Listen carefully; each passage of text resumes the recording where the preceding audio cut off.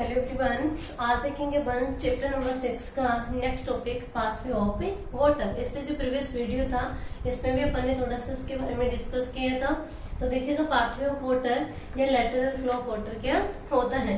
तो देखिएगा जैसे सराउंडिंग एरिया से रूट हेयर के द्वारा वाटर को अब्जॉर्ब कर लिया जाता है, तो उसके बाद में रूट हेयर्स के द्वारा उस वाटर को कहाँ पे ट्रांसफर किया जाता है, रूट के जाइलम तक। तो इस प्रोसेस को क्या कहते हैं, लेटरल फ्लो ऑफ वाटर, यानी कि transfer of water from root hair to xylem of root is called lateral flow of water. कहाँ से कहाँ तक होता है, रूट हेयर से रूट के जाइलम तक वाटर का फ्लो होता है, उसे क्या बोलते हैं, लेटरल फ्लो ऑफ वाटर। सबसे पहले वाटर का अब्सॉर्प्शन जो है वो किसके द्वारा किया जाता है, रूट हेयर के द्वारा। रूट हेयर से किसमें ट्रांसफर होता है, रूट की जो एपिडर्मिस होती है, एपिडर्मिस को यहाँ पे क्या बोलते हैं, एपिब्लेमा। तो रूट हेयर से एपिब्लेमा में, एपिब्लेमा से ट्रांसफर होता है किसमें, कॉर्टेक्स में। कॉर्टेक्स से किसमें जाता है, एंडोडर्मिस में। एंडोडर्मिस से किसमें ट्रांसफर होगा, पेरिसाइकल में। और पेरिसाइकल से कहाँ पे पहुंचा दिया जाता है, जाइलम में। ठीक है, यानी कि रूट हेयर के द्वारा अब्जॉर्ब किए गए वाटर को जाइलम तक पहुंचाने की प्रोसेस जो होती है उससे क्या कहते हैं, लेटरल फ्लो ऑफ वाटर कहा जाता है। अब देखिएगा लेटरल फ्लो ऑफ वाटर या वाटर के जो पाथवे हैं, कौन कौन से पाथवे के द्वारा एक सेल से दूसरे सेल तक वाटर को पहुंचाया जाता है। तो देखिएगा कौन कौन से पाथवे हैं, 3 पाथवे इसके लिए, apoplast, symplast and vacuolar pathway. कौन कौन से पाथवे हैं, एपोप्लास्ट, सिम्प्लास्ट और वैक्यूलर पाथवे। देखिएगा डायग्राम से समझते हैं इसको।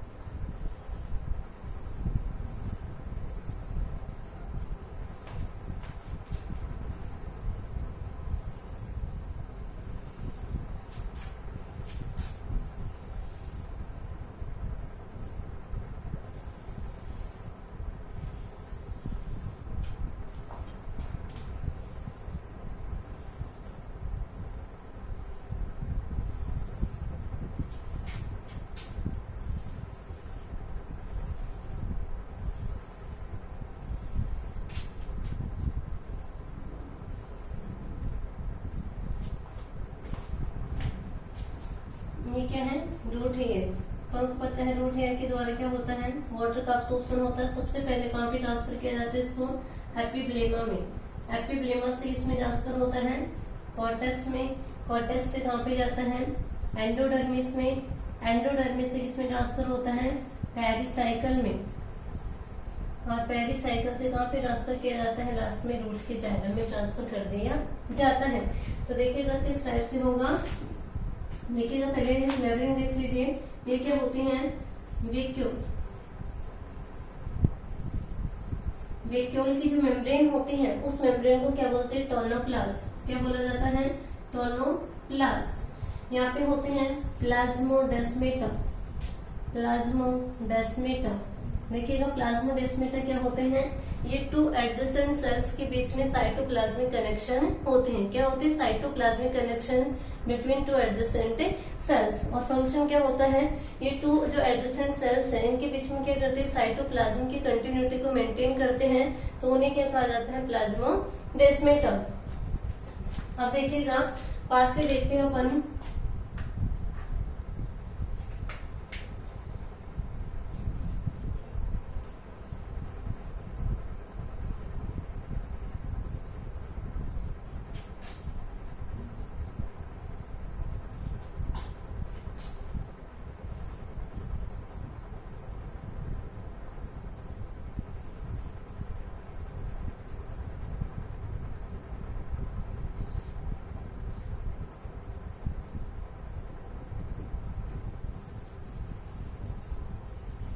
ये क्या होती है, कैस्पेरिन स्ट्रिप्स। कल बताया था आपको कैस्पेरिन स्ट्रिप्स क्या होती हैं कि जो एंडोडर्मिस होती है रूट की एंडोडर्मिस में सुबेरिन का डिपोजिशन हो जाता है, जिस कारण वहां पे एक लेयर बनती है, उस लेयर को क्या कहा जाता है, कैस्पेरिन स्ट्रिप्स कहते हैं।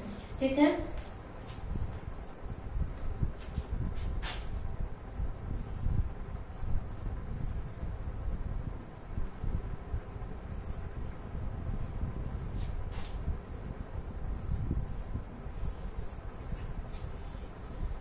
बार डायग्राम देख लो फिर अच्छे से समझेंगे।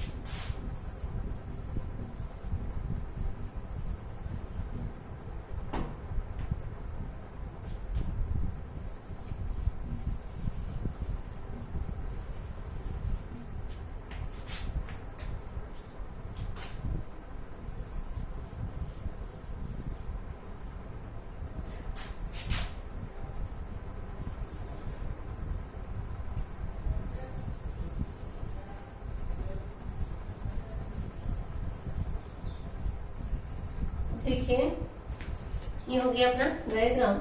अब देखिएगा अपन तीनों को इसी से समझेंगे। कौन कौन से पाथवे हैं, एपोप्लास्ट, सिम्प्लास्ट और वेक्यूलर प्लास्ट। फर्स्ट देखते हैं अपन apoplast pathway. Apoplast pathway also non as non living pathway. क्या बोलते हैं इसको, नॉन लिविंग पाथवे भी कहा जाते हैं। देखिएगा एपोप्लास्ट पाथवे जो होता है, इसमें वाटर का ट्रांसफर एक सेल से दूसरी सेल में किसके थ्रू होता है, cell wall and intercellular space. किसके थ्रू होता है, cell wall and intercellular space. Intercellular space यानी कि दो सेल के बीच में जो स्पेस होता है, उस स्पेस को क्या कहते हैं, इंटरसेलुलर स्पेस। तो एपोप्लास्ट टाइप का जो पाथवे होता है, इसमें वाटर का ट्रांसफर एक सेल से दूसरी सेल में cell wall and intercellular spaces के थ्रू होता है। तो इस टाइप के पाथवे को क्या कहते हैं, एपोप्लास्टिक पाथवे। नॉन लिविंग क्यों कहा गया, क्योंकि सेल वॉल कैसी होती है, डेड होती है। तो यहाँ पे सेल वॉल के थ्रू वाटर का ट्रांसफर हो रहा है, इस वजह से इसे क्या बोला गया, नॉन लिविंग पाथवे। देखिएगा रूट हेयर्स जो है, रूट हेयर के द्वारा वाटर ऑब्जॉर्ब किया जाएगा। ऑब्जॉर्ब किया गया वाटर जो है किसके थ्रू जा रहा है, बाहर की ओर क्या है, ये है सेल वॉल, ये नीचे क्या है, सेल मेम्ब्रेन। ठीक है, तो देखिएगा वाटर जो है किसके थ्रू जा रहा है, cell wall and intercellular spaces के थ्रू ट्रांसफर हो रहा है। और साथ ही इस टाइप के जो पाथवे होता है, इसमें वाटर जो होता है एंडोडर्मिस से आगे फ्लो नहीं होता है, एंडोडर्मिस तक ही क्या होता है, इसमें वाटर एक सेल से दूसरी सेल में फ्लो होता है। एंडोडर्मिस से आगे क्यों नहीं होता, क्योंकि अपन को पता है एंडोडर्मिस में क्या होती है, कैस्पेरिन स्ट्रिप्स होती है। ये कैस्पेरिन स्ट्रिप्स जो होती है, इन पे सुबेरिन का डिपोजिशन होता है, और सुबेरिन के कारण क्या, सुबेरिन क्या होती है, वाटर के लिए इम्परमेबल होती है, इसलिए आगे जो होगा वाटर का फ्लो यहाँ पे नहीं होता है। यानी कि इस टाइप का जो पाथवे एपोप्लास्ट, इसमें मेम्ब्रेन की क्रॉसिंग इन्वॉल्व नहीं होती है। मेम्ब्रेन यानी कि प्लाज्मा मेम्ब्रेन की क्रॉसिंग इन्वॉल्व नहीं होती है, यही तो क्या होता है, वाटर का ट्रांसफर होता है। तो ये क्या होता है, नॉन ट्रांसमेम्ब्रेन पाथवे होता है। इस टाइप का जो पाथवे होता है एपोप्लास्ट पाथवे, ये ऑस्मोसिस पे डिपेंडेंट नहीं होता है। क्यों नहीं होता है कि ऑस्मोसिस में किसकी रिक्वायरमेंट होती है, सेमी परमेबल मेम्ब्रेन के थ्रू वाटर मूव करता है, लेकिन यहाँ पे क्या होगा, किसके थ्रू मूव कर रहा है, सेल वॉल के थ्रू, यानी कि ऑस्मोसिस पे डिपेंडेंट प्रोसेस नहीं होती है। तो फर्स्ट हो जाएगा अपना एपोप्लास्टिक पाथवे। क्या बोलेंगे इसमें कि एक सेल से दूसरी सेल में वाटर का ट्रांसपोर्ट जो होता है वो cell wall and intercellular space के थ्रू होता है। इसे नॉन लिविंग पाथवे भी कहते हैं। इस पाथवे में वाटर जो होता है एंडोडर्मिस तक ही क्या होता है, फ्लो होता है, आगे एंडोडर्मिस से फ्लो नहीं होता है। क्यों नहीं होता है, क्योंकि एंडोडर्मिस में क्या होती है, सुबेरिन के डिपोजिशन से कैस्पेरिन स्ट्रिप्स बन जाती हैं, और सुबेरिन वाटर के लिए इम्परमेबल होती है, इसलिए आगे वाटर का फ्लो नहीं होता है। ये प्रोसेस जो होती है ऑस्मोसिस पे डिपेंडेंट नहीं होती है। नेक्स्ट सेकंड देखते हैं अपन सिम्प्लास्ट। देखिएगा सिम्प्लास्ट टाइप का जो पाथवे होता है, इसमें वाटर का ट्रांसफर एक सेल से दूसरी सेल में किसके थ्रू होता है, प्लाज्मोडेस्मेटा एंड प्रोटोप्लाज्म। किसके थ्रू होता है, प्लाज्मोडेस्मेटा एंड प्रोटोप्लाज्म। यहाँ पे क्या है प्रोटोप्लाज्म और ये क्या है प्लाज्मोडेस्माटा। प्लाज्मोडेस्माटा आपको बताई दिए क्या होते हैं, टू एडजेसेंट सेल्स के बीच के साइटोप्लाज्मिक कनेक्शन होते हैं, इनके द्वारा साइटोप्लाज्म की कंटिन्यूटी मेंटेन रहती है। तो सिम्प्लास्ट टाइप के पाथवे में एक सेल से दूसरी सेल तक वाटर का ट्रांसफर किसके थ्रू होता है, प्लाज्मोडेस्माटा या प्रोटोप्लाज्म के थ्रू होता है। इस टाइप के पाथवे में क्या होती है, मेम्ब्रेन की क्रॉसिंग इन्वॉल्व होती है, इसलिए इस पाथवे क्या कहते हैं, ट्रांस मेम्ब्रेन पाथवे। कौन सा पाथवे, ट्रांस मेम्ब्रेन, इनके मेम्ब्रेन को क्रॉस करके जाता है वाटर, इसलिए इसे क्या कहते हैं, ट्रांस मेम्ब्रेन पाथवे कहते हैं। सिम्प्लास्ट पाथवे जो होता है ऑस्मोसिस पे डिपेंडेंट होता है, साथ इसमें क्या होती है, एनर्जी की रिक्वायरमेंट होती है। तो ये हो जाएगा सिम्प्लास्ट। सिम्प्लास्ट में देखिएगा कैसे हुआ, यहाँ से वाटर का अब्सॉर्प्शन हो रहा है, वाटर जो होगा प्रोटोप्लाज्म, फिर प्लाज्मोडेस्माटा, प्रोटोप्लाज्म, प्लाज्मोडेस्माटा, इस टाइप से क्या हो रहा है, वाटर जो होता है जाइलम तक ट्रांसफर होता है। तो इस टाइप के पाथवे को क्या बोलते हैं, सिम्प्लास्टिक पाथवे। थर्ड देखिएगा कौन सा है, वेक्यूलर पाथवे। वेक्यूलर पाथवे में वाटर का ट्रांसफर जो होता है वो एक सेल से दूसरी सेल में प्लाज्मोडेस्माटा के थ्रू नहीं होता है, किसके थ्रू होता है, plasma membrane, plasma membrane, plasma membrane. पहले क्या है कि प्लाज्मा मेम्ब्रेन या सेल मेम्ब्रेन, सेल मेम्ब्रेन के बाद में क्या होती है, वेक्यूल की मेम्ब्रेन टोनोप्लास्ट किसको क्रॉस करता है, टोनोप्लास्ट को, और टोनोप्लास्ट के बाद में किसको क्रॉस करता है, वेक्यूल को। ठीक है, पहले सेल मेम्ब्रेन के बाद में स्लेयर को क्रॉस करेगा, यानी कि टोनोप्लास्ट को, और बाद में किसको क्रॉस करता है, वेक्यूल को। ठीक है, तो इस टाइप के पाथवे में क्या होता है, वाटर एक सेल से दूसरे सेल में किसके थ्रू जाता है, प्लाज्मा मेम्ब्रेन, टोनोप्लास्ट और वेक्यूल के थ्रू मूव करता है। इस पाथवे में भी क्या होती है, मेम्ब्रेन की क्रॉसिंग इन्वॉल्व होती है, यानी कि सेल मेम्ब्रेन को क्रॉस करके जाता है, मेम्ब्रेन की क्रॉसिंग इसमें इन्वॉल्व होती है, इसलिए इस टाइप के पाथवे को क्या बोलते हैं, ट्रांस मेम्ब्रेन पाथवे कहा जाता है। ये पाथवे भी क्या होता है, ऑस्मोसिस पे डिपेंडेंट होता है, और इसमें भी क्या होती है, एनर्जी की रिक्वायरमेंट होती है। आगे तीनों समझ में देखिएगा, इसको क्रॉस करके जा रहे हैं इसमें सेल मेम्ब्रेन को, तो इसे क्या बोला गया, trans membrane pathway. Hypoplast non living pathway होता है, एक सेल से दूसरी सेल में वाटर का ट्रांसफर किसके थ्रू होता है, cell wall and intercellular space के थ्रू। इसमें क्या होता है, ओनली एंडोडर्मिस तक की वाटर का फ्लो होता है, आगे फ्लो नहीं होता है।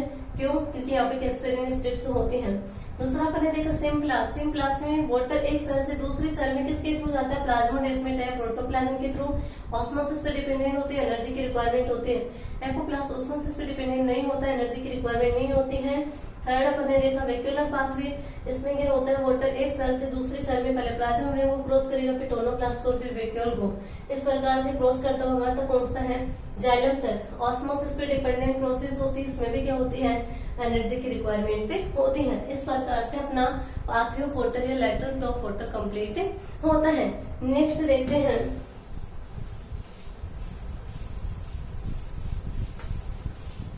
वाटर अब्सॉर्प्शन को अफेक्ट करने वाले फैक्टर्स कौन कौन से हैं।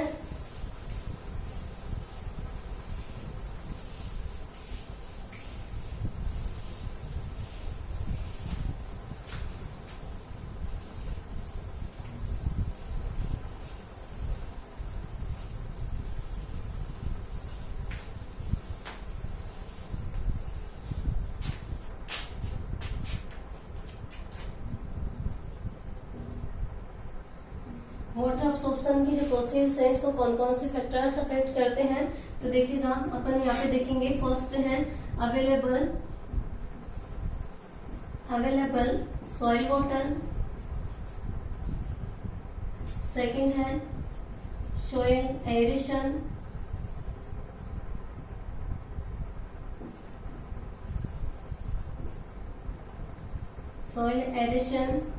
थर्ड है सॉइल टेम्परेचर,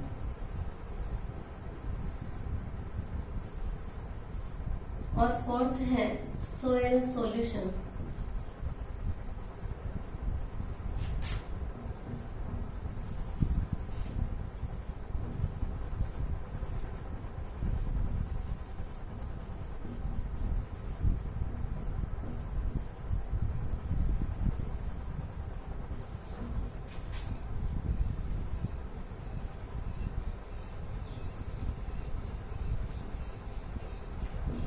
देखिएगा फर्स्ट देखें available soil water. Available soil water देखिएगा वाटर अब्सॉर्प्शन जो होता है वो किस पे डिपेंड करता है, सोइल में प्रेजेंट वाटर की जो अमाउंट होती है, इनकी जो वाटर अवेलेबल होता है उस पर डिपेंड करते हैं।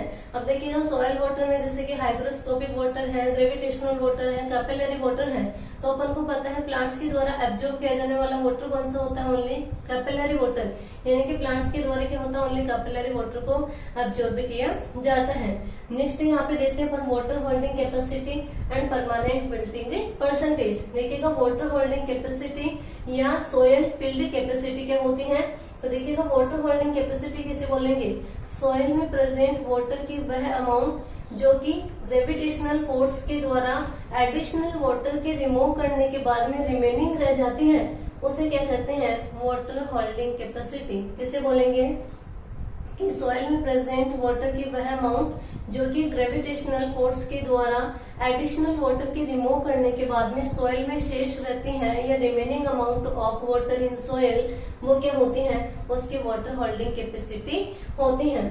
सेकेंड है permanent wilting percentage. Permanent wilting percentage क्या होती है, ये क्या होती है, सोइल मॉइस्चर की वह मिनिमम परसेंटेज होती है जिसपे क्या होता है, प्लांट को विल्ट होने की रिक्वायर्ड नहीं होती है, उसे क्या कहते हैं, परमानेंट विल्टिंग परसेंटेज। किसे बोलेंगे कि सोइल मॉइस्चर की वह मिनिमम परसेंटेज जिसपे प्लांट को विल्ट होने की रिक्वायर्ड नहीं होती है, वो क्या होती है, उसकी परमानेंट विल्टिंग परसेंटेज होती है। सेकंड आता है यहाँ पे soil aeration. Soil aeration, aeration का मतलब क्या होता है, यानी कि सोइल में एयर होनी चाहिए, ठीक है। एरिटेड सोइल यानी कि ऐसी सोइल जिसमें क्या है, ऑक्सीजन प्रेजेंट है। तो देखिएगा सोइल एरेशन जो होता है ये भी वाटर एब्सॉर्प्शन की प्रोसेस को अफेक्ट करता है। कैसे अफेक्ट करता है सोइल एरेशन, देखिएगा जिस सोइल में एयर ज्यादा होती है, यानी कि ऑक्सीजन जिसमें ज्यादा होती है, वहाँ पे वाटर एब्सॉर्प्शन की जो प्रोसेस है वो भी क्या होती है, मोर होती है। फॉर एग्जांपल के लिए जैसे कि लोमी सोइल जो होती है उसमें मोर अमाउंट में ऑक्सीजन होती है और वहाँ पे वाटर एब्सॉर्प्शन की कैपेबिलिटी क्या होती है, ज्यादा होती है।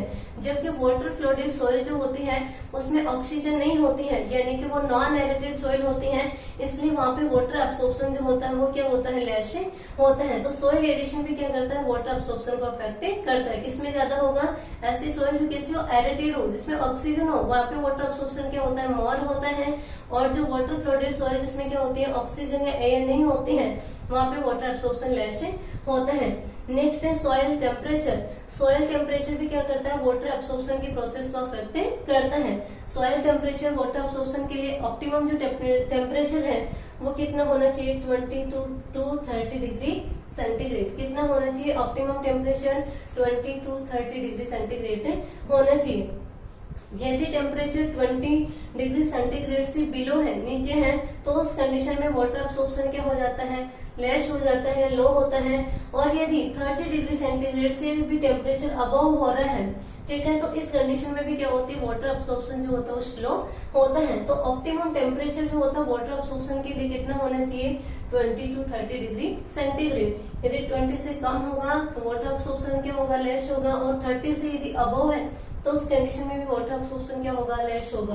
नेक्स्ट है सोइल सॉल्यूशन। देखिएगा सोइल सॉल्यूशन होता है, यह भी वाटर एब्सॉर्प्शन को अफेक्ट करता है। सोइल में क्या होते हैं, डिफरेंट टाइप्स के मिनरल साल्ट वगैरह प्रेजेंट होते हैं। तो देखिएगा जिस सोइल में मिनरल साल्ट की अमाउंट ज्यादा होती है वो सोइल कैसी होती है, हाईली कंसंट्रेटेड सोइल होती है। और ऐसी सोइल जिसमें क्या होती है, मिनरल साल्ट की कंसंट्रेशन या अमाउंट कम होती है, वो किसी होती है, डाइल्यूट सोइल होती है। तो वाटर एब्सॉर्प्शन जो होता है वो कंसंट्रेटेड सोइल सॉल्यूशन में क्या होता है, कम होता है।